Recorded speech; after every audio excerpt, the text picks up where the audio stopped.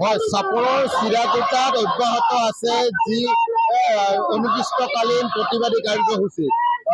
মই বৰ্তমান কৈছিলোঁ যি চাপৰৰ চিৰাকুটাত যি পট্টাভূমি অধিগ্ৰহণৰ বিৰুদ্ধে যি অনিৰ্দিষ্টকালীন অৱস্থান ধৰ্মঘট কাৰ্যসূচী চলি আছে, এনেদৰে প্ৰচণ্ড বৰষুণৰ মাজতো তেখেতসকলে যি স্কুলীয়া ছাত্ৰ ছাত্ৰীৰ লগতে যি স্থানীয় লোকসকল আছে তেখেতসকলে পট্টাভূমিৰ কাৰণে যি ভূমি অধিগ্ৰহণ কৰি পট্টাভূমি অধিগ্ৰহণ কৰিব বিচাৰি আছে, সেই তাৰ বিৰুদ্ধে অনিৰ্দিষ্টকালীন প্ৰতিবাদী কাৰ্যসূচী হোৱা দেখিবলৈ পোৱা গৈছে। মোৰ সহযোগীয়ে সামগ্ৰিক পৰিৱেশ দেখুৱাই আছে।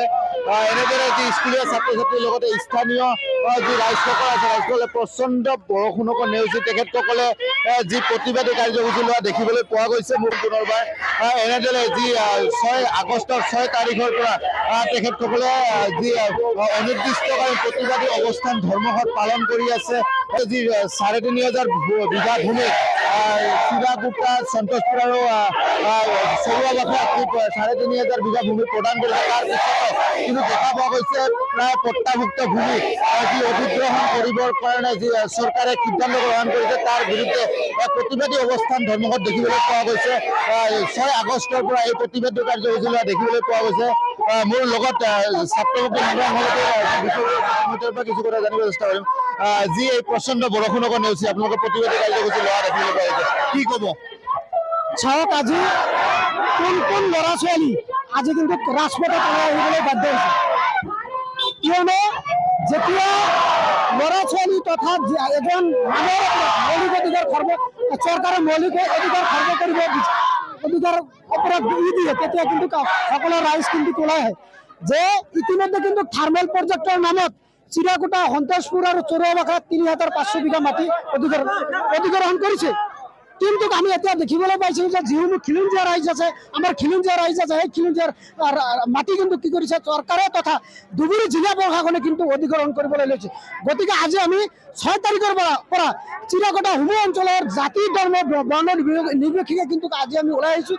আমাৰ এটাই দাবী, লাগিলে আমি ৰাজপথত মৃত্যুবৰণ কৰিবলৈ ৰাজি আছোঁ, কিন্তু আমাৰ যি পাট্টা মাটি আছে, এই পাট্টা মাটিৰ পৰা আমি 1 ইঞ্চি মাটি কিন্তু আমি এৰি নিদিওঁ। লাগিলে আমাক চৰকাৰে গৃহ হত্যা হওক, আমি মৃত্যুবৰণ কৰিবলৈ ৰাজি আছোঁ, কিন্তু আমাৰ যি পাট্টা মাটি আছে, যি আমাৰ মৌলিক অধিকাৰ আছে, মৌলিক অধিকাৰ আমি কেতিয়াও খৰ্ব কৰিবলৈ নিদিওঁ।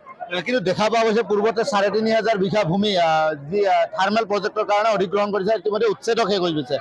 যি পিছতো আৰু কিবা পট্টাভূমিৰ কাৰণে জাননী প্ৰদান কৰিছে নেকি চৰকাৰে? চৰকাৰে ইতিমধ্যে পট্টাভূমিৰ কাৰণে চিৰাকুটা প্ৰথম খণ্ডত ১৭টা পৰিয়ালত কিন্তু ইতিমধ্যে জাননী প্ৰেৰণ কৰিছে। সেইবোৰ আমাৰ খিলঞ্জীয়া ৰাইজ।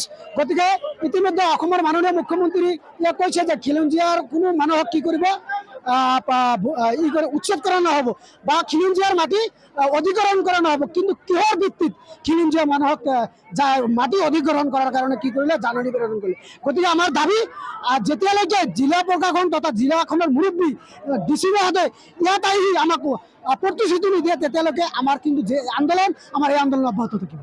হয়, নিশ্চয়কৈ ক'ব লাগিব। এনেদৰে দেখা পোৱা গৈছে যে স্কুলীয়া ছাত্ৰ ছাত্ৰীৰ লগতে স্থানীয় লোকসকলে তেখেতসকলে যি 6 আগষ্টৰ 6 তাৰিখৰ পৰা এক অনিৰ্দিষ্টকালীন প্ৰতিবাদী কাৰ্যসূচী লোৱা দেখিবলৈ পোৱা গৈছে।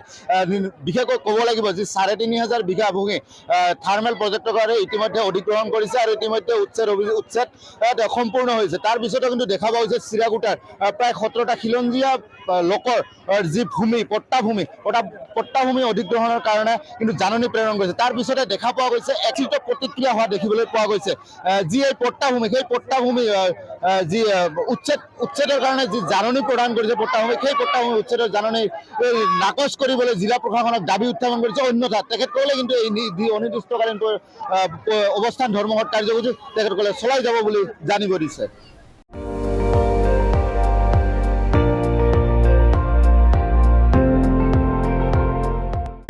আপুনি চাই আছে ND24, সৰ্বশ্ৰেষ্ঠ নহয়, সৰ্বোত্তমৰ দৌৰ।